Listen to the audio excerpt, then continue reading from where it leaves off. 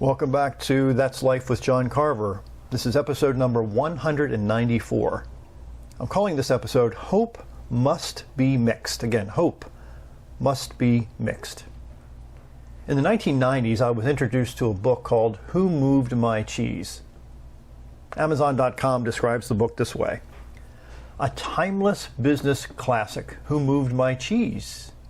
It uses a simple parable to reveal profound truths about dealing with change so that they can enjoy less stress and more success in your work and your life. It would be so easy if you had a map to the maze. If the same old routine worked, if they just stopped moving, quote, the cheese. But things keep changing. You see, most people are fearful of change, both personal and professional, because they don't have any control over how or when it happens to them. Since change happens either to the individual or by the individual, Dr. Spencer Johnson, the co-author of the multi-million-dollar bestseller, The 1 Minute Manager, uses a really descriptive, simple story to show that when it comes to living a rapidly changing world, what matters most is your attitude.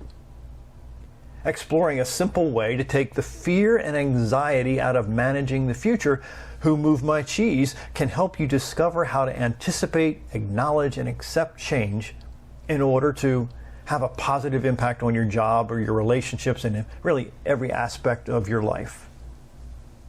In the book, Who Moved My Cheese, two of the characters, Hem and Haw, just waited around and hoped their situation would change for the better. Thousands of years have really come and gone, and millions of people have believed and still believe that having hope would benefit them in some way.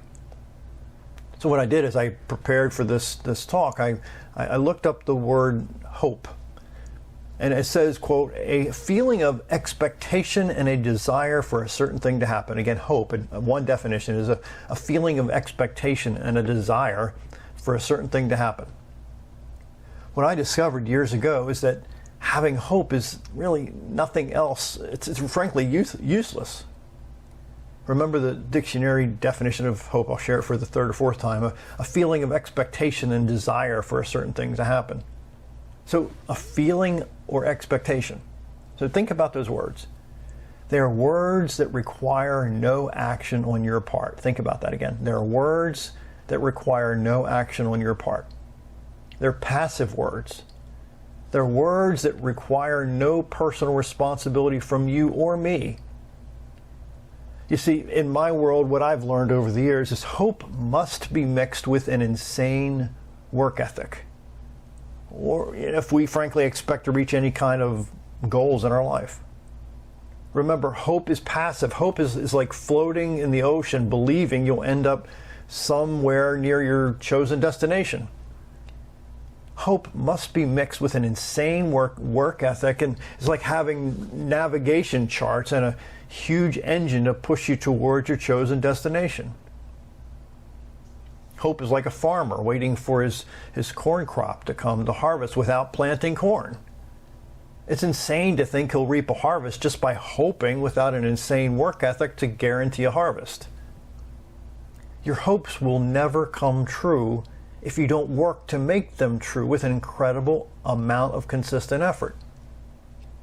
Remember, hope is a feeling or expectation. The definition says nothing about developing a plan of action and taking consistent steps to make that plan come true. Hope is just waiting for good things to happen. Insane work ethic many times guarantees good things will happen. What I'm saying is that you can hope and hope and hope until you're old and nothing will change in your life, because by definition, hope is a feeling or expectation. Hope by itself, listen, hope by itself is not a plan of action.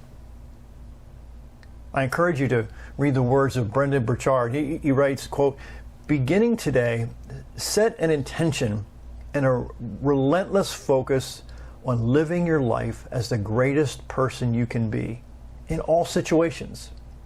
Demand that you demonstrate a strength of character in such a way that you find pride in who you are and that others see you as a role model, unquote.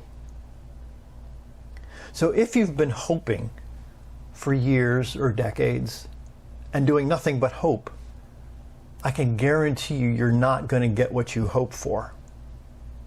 If you mix that hope with an incredible work ethic, an insane work ethic, consistently, the chances are very high that you're going to be able to achieve those hopes. That if you hoped only, that would have never occurred. My name's John Carver, and remember, I believe in you.